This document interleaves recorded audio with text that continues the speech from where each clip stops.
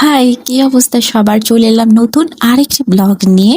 ব্লগের শুরুতে আপনাদের এই ফুলগুলো দেখিয়ে দিলাম। এটা কে কে চেনেন বা এটার নাম কি অবশ্যই কমেন্ট করে জানাবেন। আগের দিন রাতে একটু বাতাসের মতো হয়েছিল আর গুড়ি গুড়ি বৃষ্টি হয়েছিল, তাতে আমাদের আম গাছ থেকে এই 4খানা আম পড়েছে। বাবা মনে হয় সকালবেলা এগুলোকে কুড়িয়ে রেখেছিল। তো বাইরেটাতে যেতেই দেখলাম এগুলো রাখা। যদিও এগুলো দেখতে আমার খুবই লোভ লাগতেছিল, বাট এখন খাওয়ার কোনো উপায় নেই। আর আমি এই একটা কর্নার বানিয়েছি, আর এখানে একটু মানি প্ল্যান্টটা রেখেছি। মানি প্ল্যান্টটা আমাদের বাইরেটায় ছিল, তো আমি এখানে এনে রেখেছি।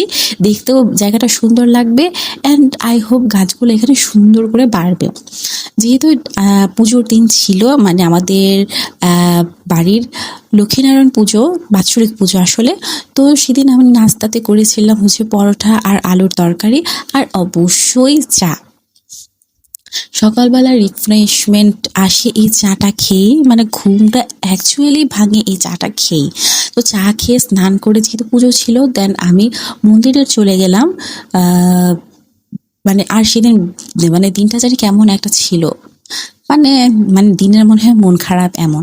তো প্রণাম করতে করতে দেখলাম ঠাকুরমশাই পুজোতে বসে গিয়েছেন। আসলে না, আগেই বসে গিয়েছিল, মানে অনেক সকাল থেকে অ্যাকচুয়ালি পুজোটা শুরু হয়ে গিয়েছিল। তারপর এখানে ঢাকের আয়োজন করা হয়েছিল, আর ঢাক দেখে একদম একটা পুজোর কথাই মনে পড়ে, দুর্গাপুজো। আর দুর্গাপুজোরও আর বেশি দিন নাই, জাস্ট কয়েকটা মাস। তারপর আমি এখানে বাইরেটায় দাঁড়িয়ে পুজো দেখছিলাম। আর ঢাকের বাদ্য ছিল, ঘণ্টা কাশির শব্দ হচ্ছিল, খুবই মজা লাগতেছিল। তারপর সবাই এখানে পুজোতে বসে গিয়েছে, যারা যারা উপসী ছিল। বাট আনফর্চুনেটলি আমি উপোস রাখতে পারিনি। আর আমাদের লক্ষ্মীনারায়ণ মন্দিরের পাশে বড় ঠাকুরেরও মন্দির আছে, এখানে প্রতি সপ্তাহেও পূজা হয়। তো এখানে আস্তে আস্তে পুজোর লাস্ট পার্টে এসে গেছে, আরতি হচ্ছে, দেন অঞ্জলি। তারপর মা এখানে মিষ্টি ভোগ দিয়েছিল, ওটা নিয়ে এসে আমি একটু প্রসাদ পেলাম, কারণ মন্দির থেকেও ফল প্রসাদ দেওয়া হয়েছিল। আর মেইন যে প্রসাদ, সিন্নি প্রসাদ, সেটাও আমি পেলাম। আর যেটার জন্য আমি ওয়েট করেছিলাম সেটা হচ্ছে এই খিচুড়ি। ভোগের খিচুড়ি কি যে মজা, আর কি যে ভালো। ও আমরা দুপুরে লাঞ্চটা এই ভোগের খিচুড়ি দিয়েই করেছিলাম, দেন সন্ধ্যায় এই আইসক্রিমটা খেয়েছিলাম। আইসক্রিম খেতে খেতে মনে পড়লো একটু বাইরেটা ঘুরে আসি, দেন একটু মন্দিরের দিকে গিয়েছিলাম। অ্যাকচুয়ালি বাসার থেকে বের হয়ে আমাদের মন্দির, তারপর মন্দিরে একটু প্রণাম করলাম, কিছুক্ষণ এখানটায় ছিলাম।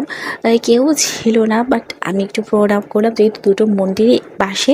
আর বাড়ির পাশে এমন মন্দির থাকা কিন্তু ব্লেসিংস, যেখানে সবসময় পুজো হয়, নিত্য পুজো হয়।